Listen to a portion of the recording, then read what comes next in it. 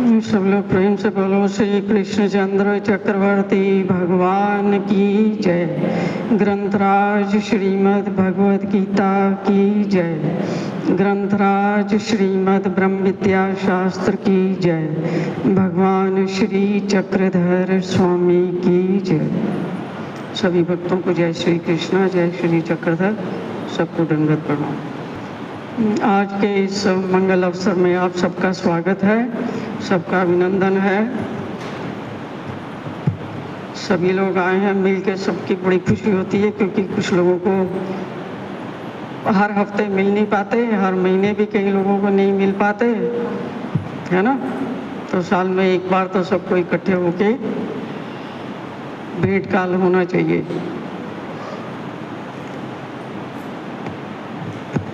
मुख्य अवसर यही होता है, इसका मकसद यही होता है कि पता चले कि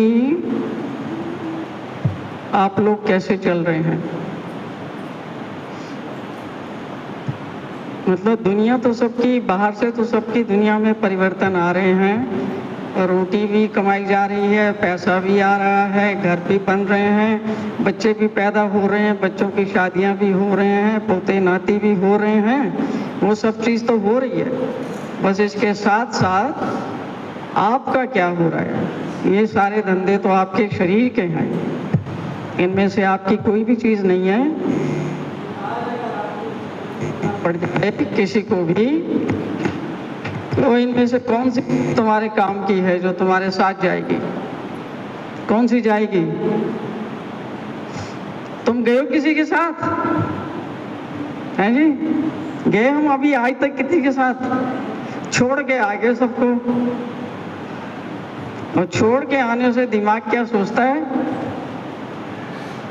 कि वो तो और लोगों के लिए है, मेरे लिए थोड़ी है। मैं तो उनको लेके जाने वाला हूँ। उसको ये कभी भी विचार आता है मैं भी जाऊंगा, आता है कभी? कभी नहीं आता। ये कहता मैं दूसरों को छोड़ के आता हूँ, मैं तो वहीं कायम हूँ।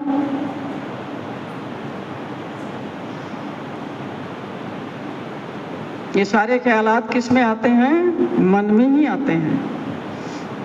मन ही जो है आपको दुनिया में फंसा के रखता है और आपको अपने काम की चीज पे ध्यान आपका जाने नहीं देता।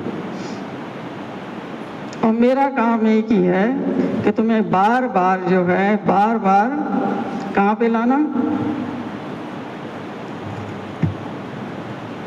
तुम्हारे स्वरूप पे वापस लाना और बार बार तुमको याद दिलाना कि कितने भी तुम मौज मस्ती कर लो इस दुनिया में, तुम्हारे काम की एक भी चीज नहीं है जो तुम्हारा साथ देने वाली है। लेकिन तुम्हारे ऊपर ऐसा माया का जाल और पर्दा पड़ा हुआ है कि तुम्हें सच्चाई दिखती नहीं है। मैं क्या करूं? जो मेरे को दिखता है वो तुम्हें थोड़ी दिख रहा है।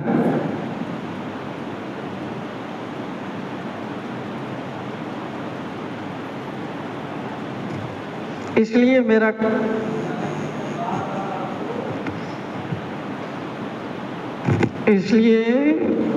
मैं बार बार आपको चेतावनी देती हूँ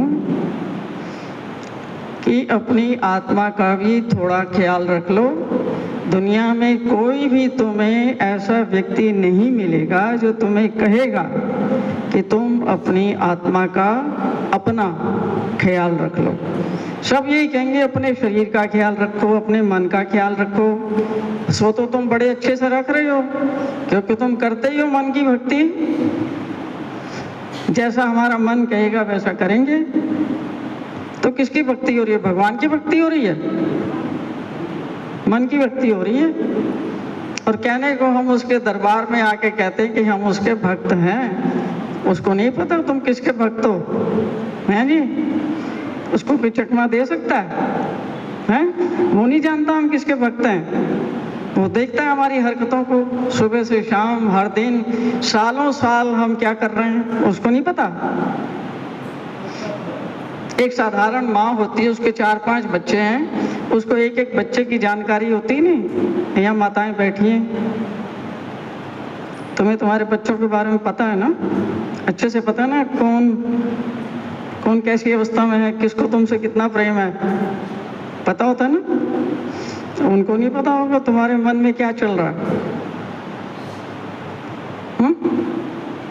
पता है नहीं उनको। उनको बहुत अच्छे से पता है कि हमारे मन में, हमारी बुद्धि में, हमारे विचारों में, हमारी भावनाओं में क्या चल रहा है।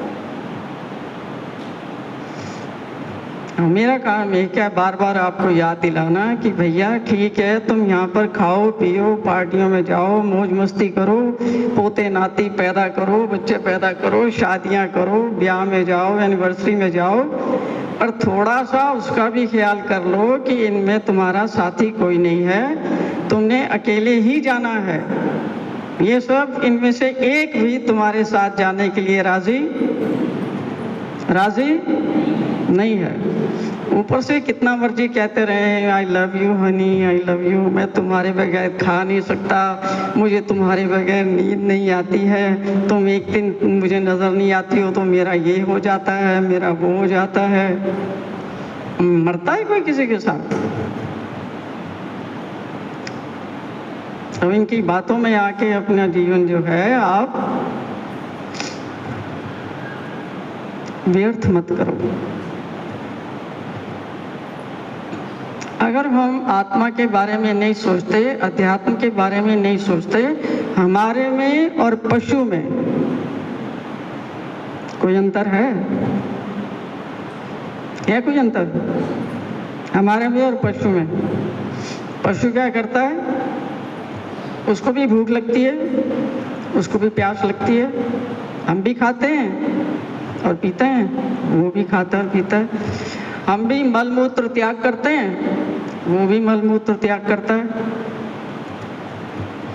हम भी संतान की उत्पत्ति करते हैं, वो भी संतान की उत्पत्ति करता है। करते हैं ना सब। उनको भी अपने बच्चों से बड़ा प्रेम है और हमें भी अपने बच्चों से बड़ा प्रेम है। उसको भी डर लगता है, जानवर को डर लगता ही नहीं। सबसे ज्यादा खतरा उसको किससे महसूस होता है? मनुष्य से, क्योंकि साला गोली मार सकता है, पत्थर मार सकता है, ईंट मार सकता है, डंडा मार सकता है, कुछ भी मार सकता है। तो हिंसक है, कुछ भी मार देगा। सबसे ज्यादा उनको भी डर लगता है और हमें भी डर लगता है ना। और चोर ना आ जाए, फलाना ना आ जाए, कोई बच्चे को कहीं गाड़ी में ना कोई उठा के ले जाए। और सोशल मीडिया में कितनी कितनी बातें चलती हैं, कोई किसको बहका के ले गया, कोई कैसे ले गया, पता नहीं कौन कौन से नए नए उन्होंने ट्रिक्स निकाल रखे हैं, जिससे जो है औरतों को गायब कर देते, आदमी को गायब कर देते, बच्चों को गायब कर देते। उनकी चिंता रहती है। जैसे मनुष्य को चिंता रहती है, ऐसे जानवर को भी अपनी संतान की चिंता होती है। उसको भी नींद आती है कि नहीं? हम भी सोते हैं, उसको भी नींद आती है, वो भी सोता है। तो खाना और पीना और संतान की उत्पत्ति करना, संतान का ध्यान रखना। और जानवर बूढ़ा होता है कि नहीं? देखे ना, जानवर बूढ़ा होता है, जानवर भी बूढ़ा होता है। अब बूढ़ा होगा तो बीमार होगा या नहीं? बीमार होता है। बीमार होने के बाद में आखिर में क्या होता है? वो शरीर छोड़ देता है। 90% लोग दुनिया में वही काम कर रहे हैं जो एक जानवर कर रहा है। उनका ध्यान बस इन्हीं चीजों पर है जिस पर जानवर का ध्यान है। मनुष्य को ये इंटेलेक्चुअल कैपेसिटी, ब्रेन पावर, सोचने समझने की शक्ति दी गई थी कि वो अपने ख्यालों से, अपने विचारों से, अपनी भावनाओं से परिचित हो सके और उनके ऊपर उठकर निष्काम कार्य कर सके, जिससे उसकी चेतना का उत्थान हो और उसकी आत्मा का कल्याण हो। अगर ये काम आपने नहीं किया तो आपका जीवन, चाहे आप करोड़पति बन जाएंगे, आपकी जेब जो है सारी जिंदगी नोटों से भरे रहेंगे, लेकिन आपका कर्मों का बंधन कायम रहेगा, उससे आप छूट नहीं सकते। बार बार आपका यहाँ पर आना और जाना और आना और आना और जाना, आने और जाने के लिए किसी की योनि में जाना पड़ेगा ना, गर्भ लेने के लिए। चाहे जानवर में जाओ या कीड़े में जाओ या मकोड़े में जाओ या मनुष्य में जाओ या किसी में भी जाओ, किसी न किसी योनि से प्रवेश करके यहाँ आना पड़ेगा या नहीं? आना पड़ेगा।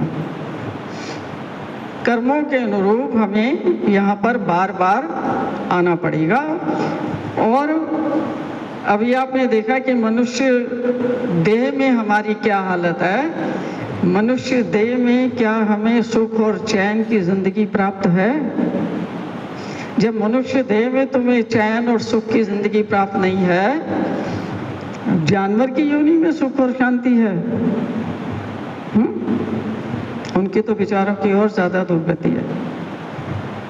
तो मनुष्य योनि में होकर के भी तुमने अगर अपने कल्याण का मार्ग जो तुम्हें मिला हुआ है सौभाग्य से, उस पे तुमने चलने का प्रयास नहीं किया, फिर कौन आपकी सहायता करेगा? कोई करेगा सहायता? इसलिए बार बार जब भी आप मिलते हैं, आपको यही कहती हूँ कि अपने कल्याण का, अपने हित की बात सोचो। अपने यानी आपके शरीर के नहीं, जो आप वास्तविकता में हैं। आपके शरीर के अंदर सबसे कीमती चीज कौन सी है? आपकी आंखें हैं क्या? ब्रेन है, खोपड़ा है, पेट है, आंखें हैं, कान है, नाक है, क्या है? अगर आत्मा आपके शरीर में से निकल जाती है, ये सारी चीजें वहां होते हुए भी किसी काम की हैं? किसी काम की हैं?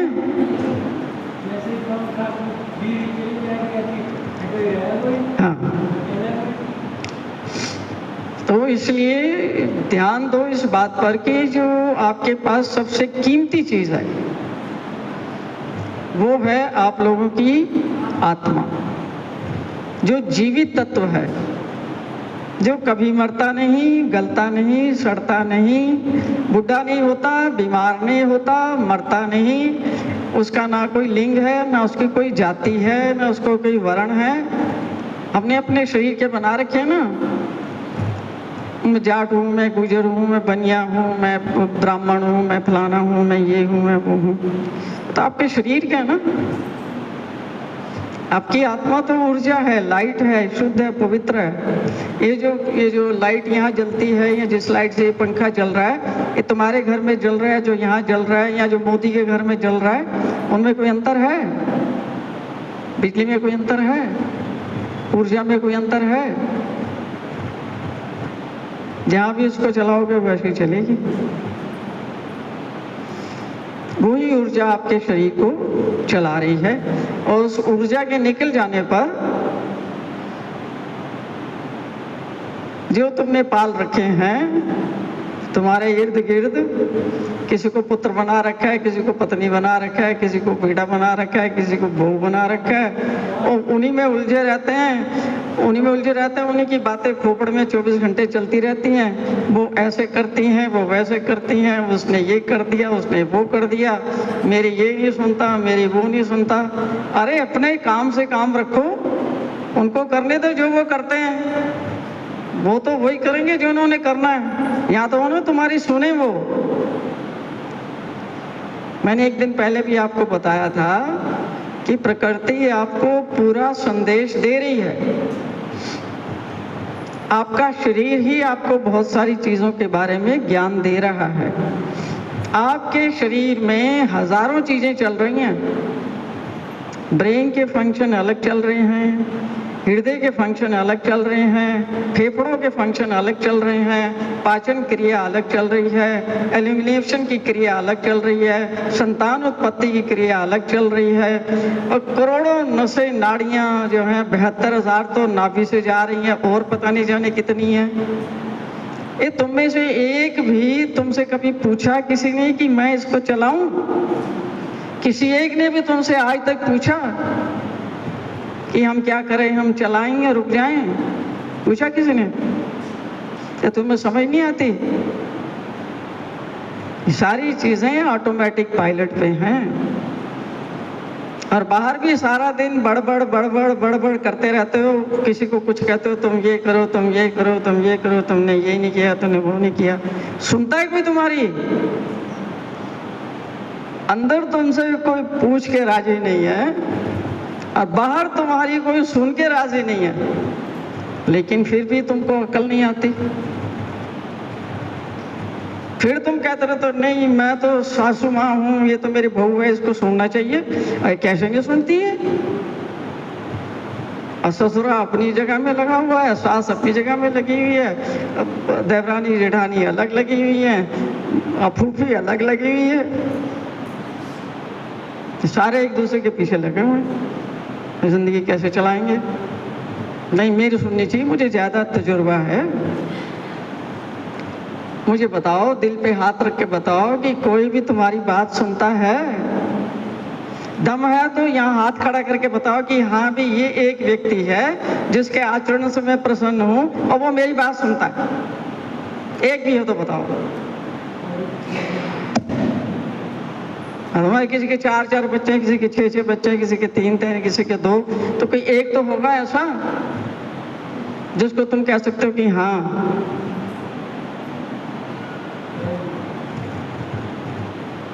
फिर तो काय को अपना टाइम खाली के लिए खराब कर रहा? कह रहा है कि बिना कहना जितना आसान है, करना उतना ही मुश्किल है। क्योंकि अगर आसान होता तो हमने अभी तक कर दिया होता। जो हमसे हो नहीं पा रहा, उसकी यही परेशानी है कि बहुत मुश्किल है। पर भगवान का एक अटल वचन है, उन्होंने क्या रखा है कि दुनिया में हर चीज करना चाहो तो हो सकती है। ऐसी एक भी चीज नहीं है जिसको तुम करना चाहो और वो ना हो सके। अर्जुन कहता ना, भगवान ये मन बड़ा चंचल है, ये ना संभाले नहीं संभलता, ये वायु की भांति है, इसको रोकना बड़ा मुश्किल है ना। कई प्रकार की दलीलें देता है भगवान को। भगवान मान लेते कि हाँ भाई नहीं हो सकता, खत्म करो बात।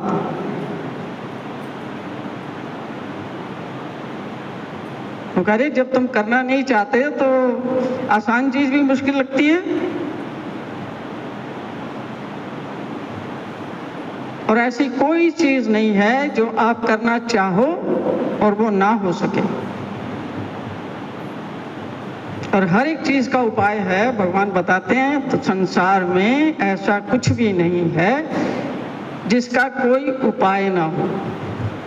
हर चीज उपाय से होती है और प्राप्त की जाती है, और मनुष्य कर सकता है, बशर्ते कि उसकी नीयत होनी चाहिए करने की। अगर नीयत नहीं है करने की तो फिर आपसे कौन करवा सकता है जी? जबरदस्ती चलती है क्या? जबरदस्ती करा लो तुम, 1 दिन करवा लोगे, 2 दिन करवा लोगे, 1 हफ्ता करवा लोगे, 1 महीना करवा लोगे, बाद में तो उनको कुछ करना ही पड़ेगा। सुन रहा है कोई भी तुम्हारी बात, लेकिन फिर भी तुम जो है ना अपना लगे पड़े हो, इन्हीं के पीछे लगे पड़े हो कि इनको मनवा के छोड़ूंगी। स्त्री है तो वो पुरुष को अपने अधीन करने के प्रयास में लगी पड़ी है ना। उसको सिखाया गया था कि पति को अपने अधीन रखना नहीं, साले इधर उधर घूमते रहते हैं, टाइम खराब करते हैं, पैसा बर्बाद करते हैं, इनको तुमने ठीक लाइन पे लगा के रखना। कह रही अच्छा माँ है, यही करूँगी। और पति को भी सिखा रखा है कि स्त्री को जब तक तूने अपने कंट्रोल में नहीं रखा तो तेरा भेजा खा जाएगी, दिमाग खराब हो जाएगा, किसी काम का ना रहेगा तुम। तो पुरुष जो है क्या कर रहा है, वो स्त्री को अपने अधीन करने के प्रयास कर रहा है। होती कोई स्त्री उसके अधीन है? नहीं। और स्त्री जो पति को अपने अधीन करने के प्रयास कर रही है, देखा किसी पति को अधीन होते हुए? मैंने ऐसे ऐसे लोगों से मेरा परिचय है जिनको कम से कम नहीं तो मैंने 30-40 साल तक देखा है। और आत्मा की कौन सुन रहा है यहाँ? किसी को दे रहा है कि आत्मा है क्या? वो शरीर से ही तुम्हें बाहर नहीं निकलने दे रहे, वो ये कह रहे हैं कि और तेरी खाट खड़ी कर दूंगी अगर तुमने ये नहीं किया। तो तुम आत्मा की बात कर रहे हो। जिसको आत्मा के बारे में थोड़ा सा भी विचार है वो इन बेकार की चीजों में बिल्कुल भी उलझता नहीं, उसको कोई मतलब ही नहीं है।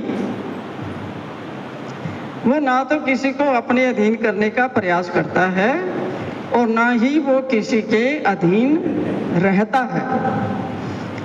कारण क्या है कि मुख्य बात को सुनो आप, कि अगर आप किसी के अधीन हो जाते हैं, अधीनता का मतलब समझते हैं? कुछ चाहिए तो उनसे मांगना पड़ेगा, जो कुछ लाते हो उनको देते हो और उनके अधीन रहते हो। जैसे वो आपको चलाते हैं वैसे आप चलते हो। तो जो व्यक्ति अधीन है उसके बारे में आप सोचो कि क्या वो इस विषय में स्वतंत्र है कि वो अपनी आत्मा के कल्याण के लिए एक कदम उठा सके? क्या वो उठा सकता है एक कदम अपनी आत्मा के कल्याण के लिए उठा सकता है? यस और नो? उठा सकता है? नहीं उठा सकता। कैसे उठाएगा? स्वतंत्र होना पड़ता है। अपना पैर उठाने के लिए आपको स्वतंत्र होना पड़ता है। और जो पराधीन है वो तो पूछेगा ना किसी को, वो तो तभी पैर उठाएगा कि कोई उठाने देगा तो नहीं। जो स्वतंत्र है वो पैर उठा सकता है। इसलिए भगवान ने कहा है कि मनुष्य जाति के लिए और जीव का सबसे जो मुख्य बंधन है वो यही है कि वो गुलामी का जीवन जी रहा है। और भगवान का उद्देश्य है सभी को स्वतंत्र करने का, और उनका वचन है स्वतंत्रता ही मोक्ष है और परतंत्रता ही बंधन है। प्रतंत्र जो जीव है, जो पराधीन है, मुझे बताओ उसको कभी भी सुख की उम्मीद, बेचारा सुख की उम्मीद तो करता है, पर क्या वो कभी भी सुखी हो सकता है? कभी भी। जब वो सुखी नहीं हो सकता तो क्या करेगा अपनी आत्मा के कल्याण के लिए? एक कदम नहीं उठा सकता। तो ये जो डर बैठा हुआ है ना अंदर, मैं जो है कुछ नहीं कर सकता, अपने डर को देखना शुरू करो। डर से डरना नहीं है, सिर्फ उसको देखना है कि डर किस चीज से पैदा हो रहा है और क्यों पैदा हो रहा है। श्री कृष्ण भगवान बताते हैं कि डर का कोई असली वजूद है नहीं। डर नाम की कोई चीज ही नहीं है, ये सिर्फ आपकी कल्पना में होता है। आपके खोपड़े में किसी एक हिस्से में उसकी कल्पना में डर रहता है, लेकिन डर की कोई असलियत, वास्तविकता से शून्य है वो। और कितने डर हमें लगे हुए हैं। सारी दुनिया डरी पड़ी है, पता नहीं साले कौन कौन सी चीज से डरी पड़ी है। मतलब डर के कितने भेद हैं डर के। एक शुरू करो तो हजारों, आप लिखना शुरू करोगे तो हजारों डर मिलेंगे आपको। जिनकी संतान है वो डरे पड़े हैं, जिनकी संतान नहीं है वो डरे पड़े हैं, जिनके पास पैसा है वो डरे पड़े हैं, जिनके पैसा नहीं है वो डरे पड़े हैं, किसके पास वो कोई चीज है वो डरा पड़ा है।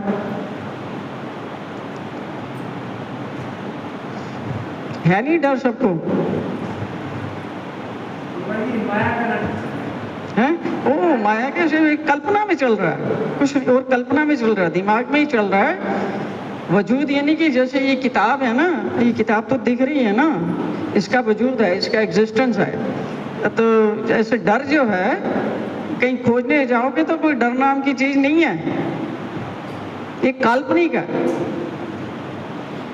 काल्पनिक कैसे पैदा होता है? आपने कोई जो आपको सिखाया गया कि ये काम ठीक है और ये काम ठीक नहीं है, बचपन में सिखा देते हैं ना, घर वाले कुछ सिखा देते हैं, नहीं तो फिर स्कूल जाओगे तो वो सिखा देते हैं, कॉलेज में जाओगे तो वो सिखा देते हैं, शादी होगी तो जो घर में लोग आते हैं वो सिखा देते हैं क्या ठीक है क्या गलत है, क्या करना है क्या नहीं करना।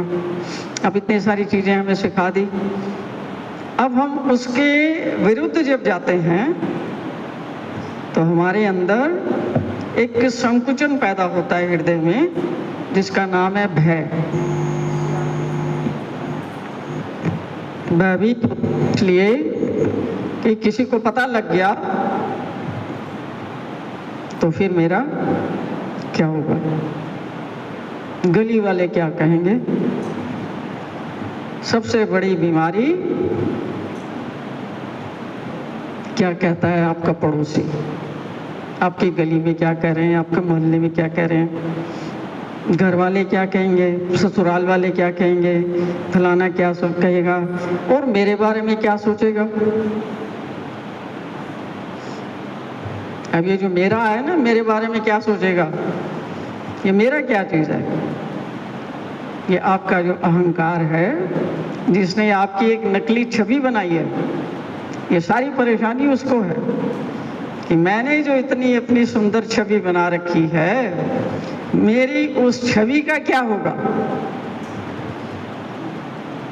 आ रहा है समझ? सबने बना रखी है ना एक नकली छवि,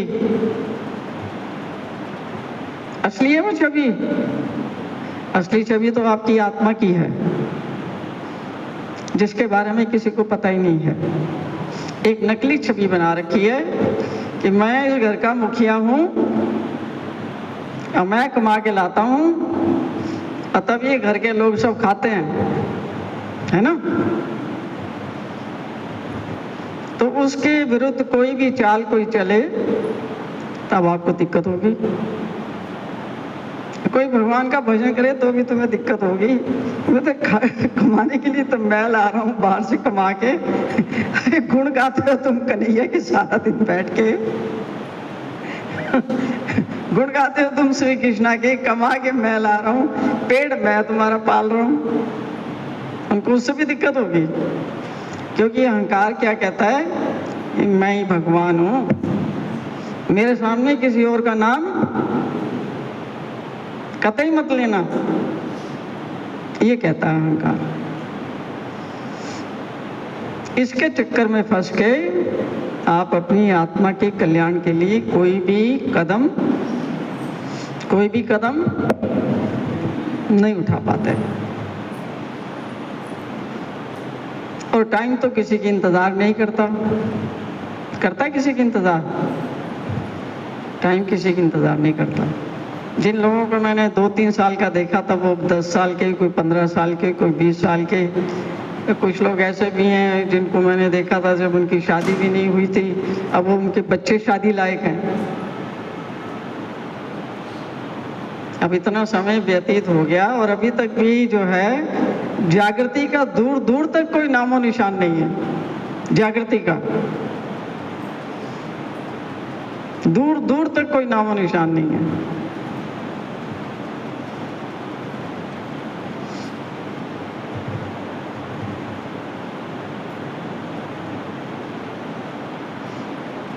मेरे को मिलोगे तो मैं तो हर बार यही कहूंगी जो मेरा काम है कहना,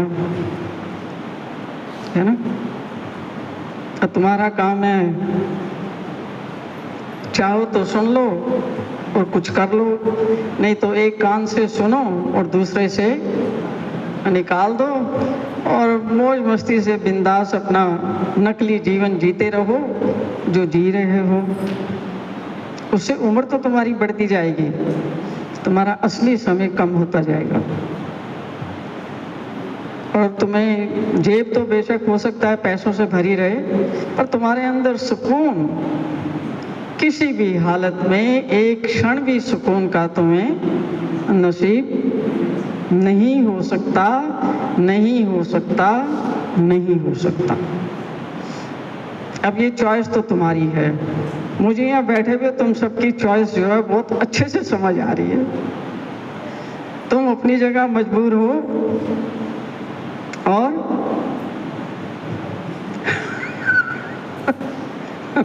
तुम अपनी जगह मजबूर हो और मैं अपनी जगह अपने कर्तव्य से बंधी हुई हूँ कि मुझे तो ये कृष्णा का रास्ता दिखाना ही है, चाहे कोई देखे और चाहे कोई ना देखे।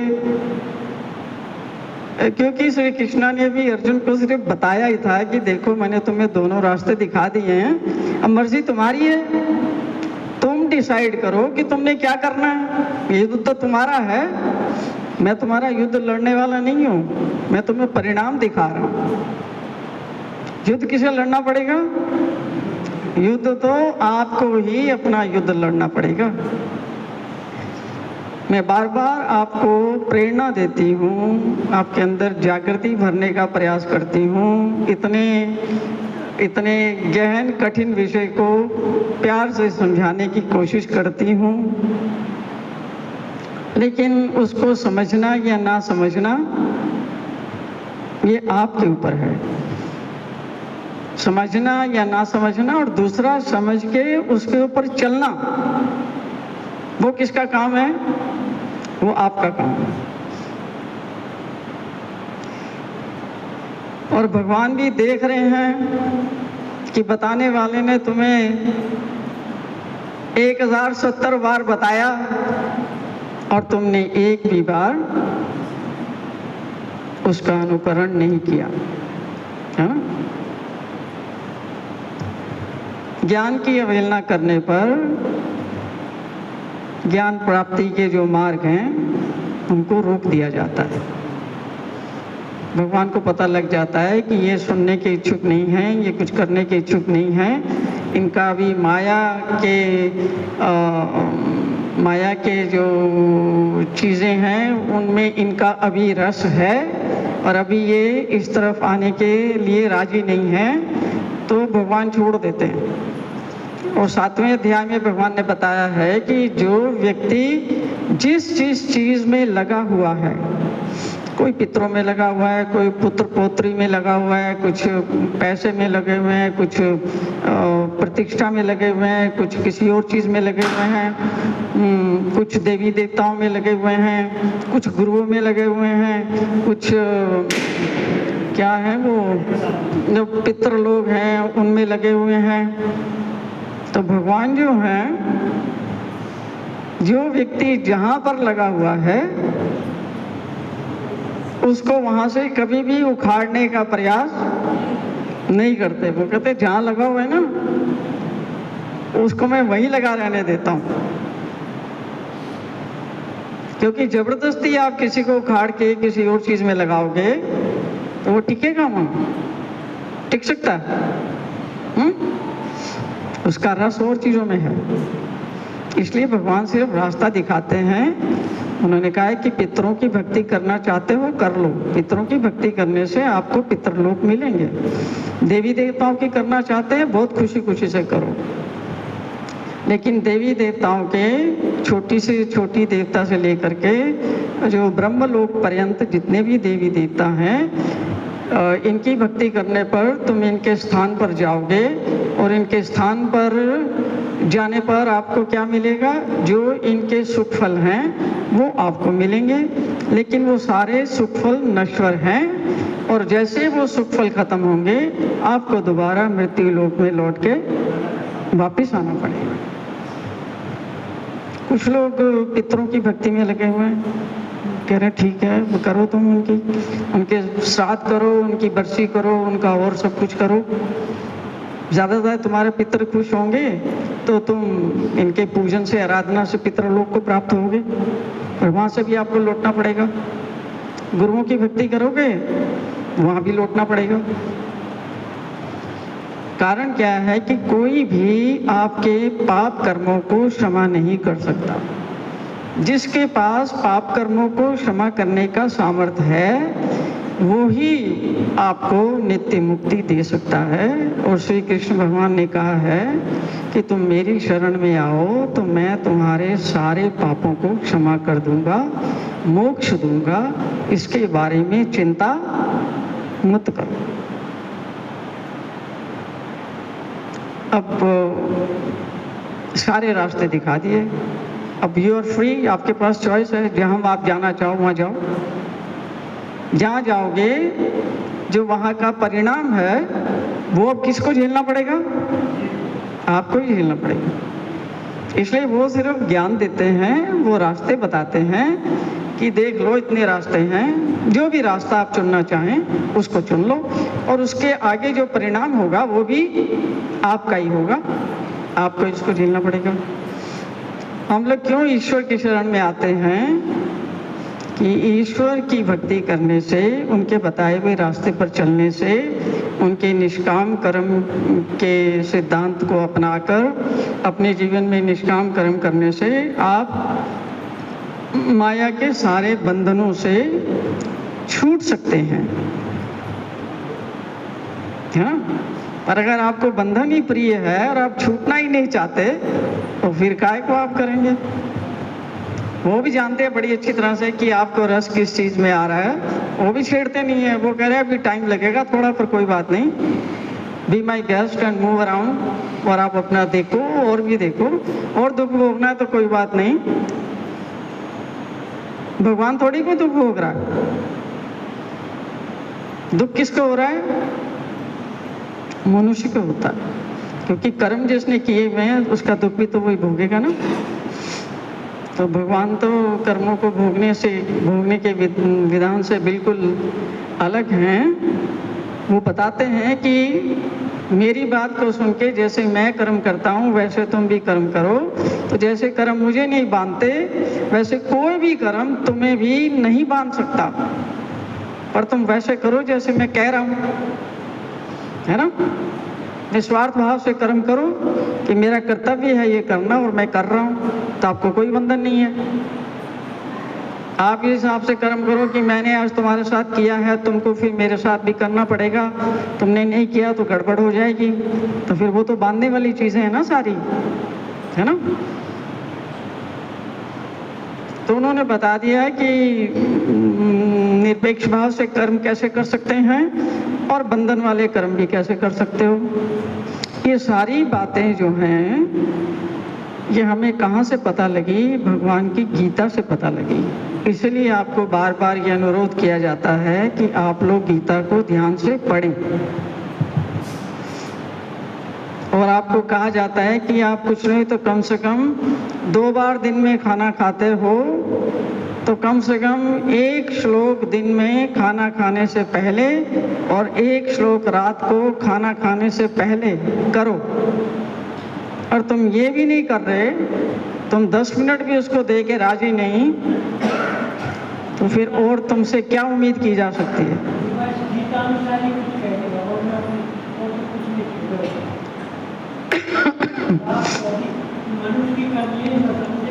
हाँ हाँ, तो इसलिए आपसे बार बार अनुरोध किया जाता है कि 1 श्लोक जो है आप सुबह लिखो और 1 श्लोक रात को लिखो। 15 मिनट का टाइम ज़्यादा से ज़्यादा सुबह लगता है, 15 मिनट का शाम को लगता है। अब जो आदमी बार बार कहने पर भी 15 मिनट सुबह और 15 मिनट शाम को नहीं दे सकता, उसको मनुष्य कहलाने का अधिकार है क्या? वो व्यक्ति जानवर तुल्य है या नहीं? पशु तुल्य है या नहीं? अब पशु को गीता समझाई जा सकती है, भैंसे को गीता समझाई जा सकती है। अब तुम ही देख लो कि तुम मनुष्य हो या पशु तुल्य हो। ये देखो, ये तो निर्णय तो तुमने लेना है ना, क्योंकि करना तो तुमने है। अगर तुम अपने कल्याण के लिए 15 मिनट नहीं दे सकते भाई सुबह और 15 मिनट शाम को, 24 घंटों में से, अब बताओ, मुझे बात करनी चाहिए तुम में से किसी से भी बात करनी चाहिए? मेरा बनता है बात करना? बनता है क्या? नहीं बनता, बिल्कुल नहीं बनता। इसलिए मैं ज़्यादा से ज़्यादा अपने आप को कमरे में बंद रखती हूँ। मुझे कोई बीमारी नहीं है इसलिए मैं अपने आप को कमरे में बंद रखती हूँ, क्योंकि जो आदमी मेरे भगवान की बताई हुई बात को जो उसके कल्याण के लिए बता रहे हैं, उसके बारे में सुन के कुछ करने को राजी नहीं है, तो मैं उसको अपना टाइम दूं, मेरी क्या गति होगी? मेरी क्या गति होगी? दुर्गति निश्चित है ना मेरी भी।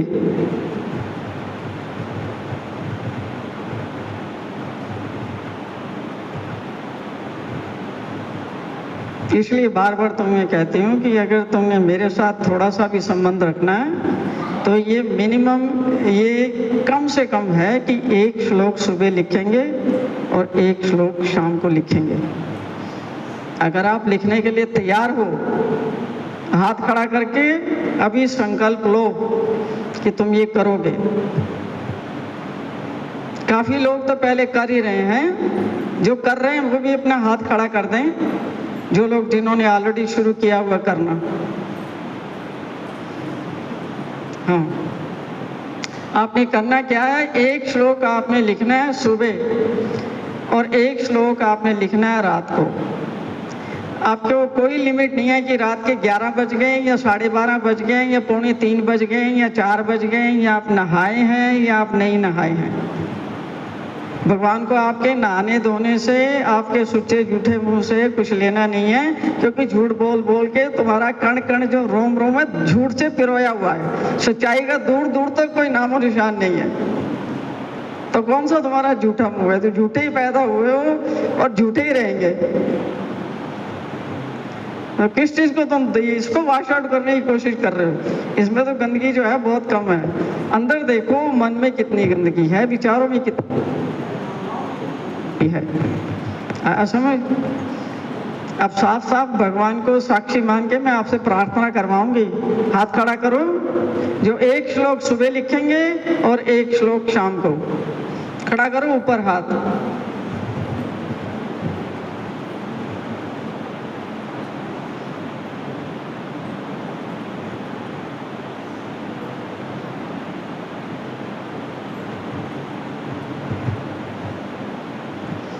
हाँ, एक हाथ रखो अपने दिल पे। पहले पता कर लो कहाँ है, कोई ढूंढ रहा है इधर है ऐसा लगता। ये तो पता कर लो कहाँ है। दोनों तरफ ढूंढ रहा है, कहाँ गया, यही था। ये भी नहीं पता दिल का। चलो दिल पे हाथ रखो, यहाँ उधर लेफ्ट साइड पे। एक हाथ यहाँ रखो, एक हाथ यहाँ खड़ा करो। अब मेरे पीछे बोलना है। श्री कृष्ण भगवान जी, जोर से बोलो। श्री कृष्ण भगवान जी, आपको साक्षी मानकर मैं ये प्रतिज्ञा करता हूँ कि मैं एक श्लोक सुबह खाना खाने से पहले और एक श्लोक रात को हर दिन लिखूंगा। मेरी आपसे प्रार्थना है कि आप मेरी सहायता करें और सब ओर से मुझे अपना प्यार और सहायता दें, ताकि मैं इस संकल्प को पूरा कर सकूं। बोल बंसी वाले की जय हो। चलो, अब आपने जो है एक रजिस्टर बनाना है, ठीक है? रजिस्टर बना के उसमें लिखना है। अगर आप ग्रुप में डालना चाहते हो तो ग्रुप में डाल दो, नहीं तो रजिस्टर में लिखो, डेट डाल के, और रजिस्टर मेरे को दिखाओ, ठीक है? जब भी आते हो ना रजिस्टर ले आओ और तारीख ऊपर डाल के लिखनी है। कुछ ऐसे भी महारथी हैं कि एक हफ्ते तक कुछ नहीं लिखते और फिर एक ही दिन बैठ के 10 डेट्स डाल के और उसको भर देते हैं। कुछ ऐसे भी महारथी हैं। मतलब कि एक तो आप थोड़ा सा लंच हर दिन करते हो, फिर रात को भी डिनर करते हो, और फिर एक आप दिन आपने जो एक हफ्ता कुछ नहीं खाया और एक दिन 10 दिन का खा लिया, तो बदहजमी होने के चांसेस बहुत ज़्यादा हैं। तो इसलिए ईमानदारी से डेट जिस दिन की हो उसी दिन की डालनी है, और 10 दिन का काम इकट्ठा एक दिन नहीं करना। जो अभी तक कर लिया उसकी क्षमा मांग लेंगे भगवान से, आइंदा नहीं करेंगे। ठीक है, चलो एक तो जीवन का लक्ष्य प्राप्त हुआ कि दो श्लोक तुम कर लोगे एक दिन में। 2 श्लोक एक दिन में करोगे तो 1 साल में आपकी पूरी गीता 700 श्लोकों वाली पूरी हो जाएगी। एक बार आपकी 700 श्लोक वाली गीता आपने अपने हाथ से लिख दी, 10% उसका तुम्हारे खोपड़े में टिक जाएगा और वो तुम्हारे जीवन को आगे चलाएगा।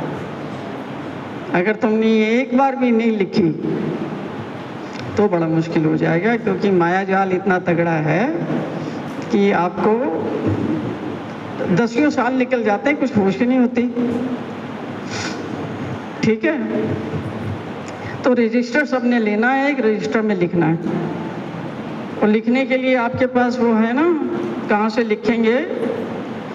एक किताब है पदच्छेद अन्वय वाली, एक गीता की किताब है, वो सबके पास होनी चाहिए। सबके पास है ना, जिसमें एक एक शब्द का अर्थ है। वो कुछ समय पहले हमने किताबें वो नई सड़क से मंगवाई थी, 100-200 किताबें, तो सबको एक एक दी थी। कॉपी है उसकी आपके पास? मोबाइल में है ना कॉपी? उसमें श्री कृष्ण भगवान की फोटो बनी हुई है। सबको पता है कौन सी बुक की मैं बात कर रही हूँ? है, सबको पता है ना? हाँ, उसमें से लिखना है आपने, जैसा वहाँ पर लिखा हुआ है बिल्कुल वैसा ही आपने उसको उतारना है।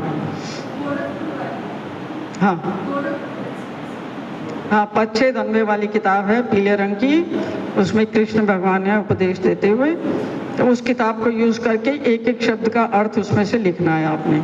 ठीक है, 1 श्लोक सुबह और 1 श्लोक शाम को। ठीक है, और जब भी आप यहाँ आते हैं अपनी वो किताब दे दें तो उसको आपको जांच के वापस कर देंगे। ठीक है, यहाँ जब आप एक रजिस्टर पूरा हो जाए उसको यहाँ छोड़ दो, फिर उसको देख देंगे अच्छे से, फिर आप दूसरा शुरू कर दो। ठीक है, इतना भी आप करोगे तो देखो 10-15 मिनट के लिए लिखने के लिए क्या होता है। लिखने के लिए आपकी आँख भी लगती है, आपका हाथ भी लगता है, आपका दिमाग भी लगता है, आपके शरीर को भी बैठना पड़ता है। मतलब मल्टीटास्किंग करते हुए आप ये काम नहीं कर सकते कि मैं इधर से कुछ दूध भी उबाल लूँ, या इधर से कुछ पराठा भी बना लूँ, या इधर से ये लिख भी लूँ। ये काम आप जो सारे नहीं कर सकते। तो 15 मिनट का टाइम आपको निकालना पड़ेगा, और यही 15 मिनट आपकी ज़िंदगी के सबसे कीमती 15 मिनट हैं जो आपके अकाउंट में लिखे जाएंगे। बाकी सब कुछ जो है माया के खाते में लिखा जाएगा, क्योंकि वो पति के लिए, पुत्र के लिए, माँ के लिए, पिता के लिए है, समाज के लिए है, बच्चों के लिए, पोते के लिए, नाती के लिए, इनमें कौन किसी का है। समझ आई? अपने ऊपर इन्वेस्ट करो, ध्यान को अपने ऊपर रखो और अपने आप को आगे बढ़ाने का खुद प्रयास करो, क्योंकि कोई भी तुम्हें जिंदगी में ये नहीं कहेगा कि कुछ अपने लिए भी कर लो।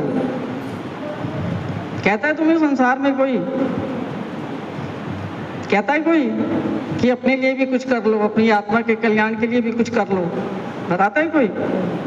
ना उनको खुद पता है ना वो, बल्कि वो ये कहते हैं कि तुम छोड़ो इसको, ये आत्मा तो बेकार की चीजें हैं, तुम ये अपने बच्चों को देखो, अपनी गृहस्थी को देखो, है ना? तो इसलिए वो रास्ता, और आपको असाइनमेंट भी दे दी है, लिया है, अब आपने उसको सिर्फ करना है पूरी ईमानदारी से और पूरी जवाबदारी से वो करना है, और आप देखेंगे कि उसका कितना प्रभाव है आपके ऊपर, आपके जीवन को परिवर्तित करने वाला है। 1 साल के अंदर अंदर आपको पूरी गीता के एक एक श्लोक का एक एक शब्द का अर्थ पता लगेगा। फिर आपका कोई बेवकूफ बना सकता है?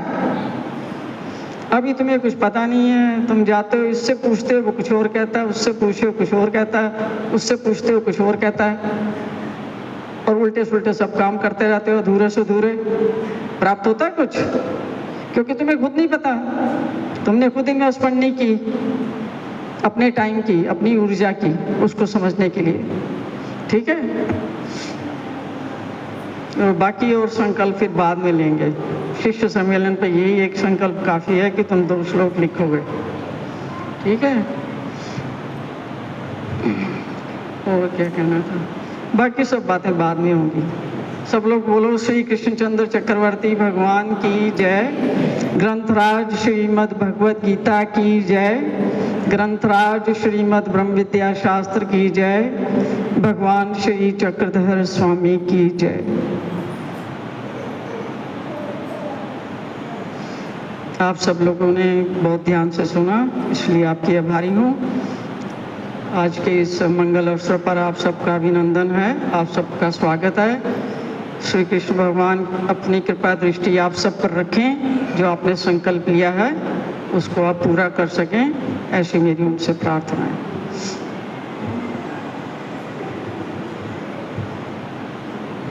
ढोल बंसी वाले की जय हो। डाल के यहाँ से उठें हैं और भोजन के लिए बैठें। 2 प्रणाम डालेंगे तो भगवान से प्रार्थना करना कि प्रभु जो कुछ भी हमने सुना है उसका कुछ ना कुछ अंश हम अपने जीवन में ग्रहण कर सकें, ऐसी कृपा बनाए रखना।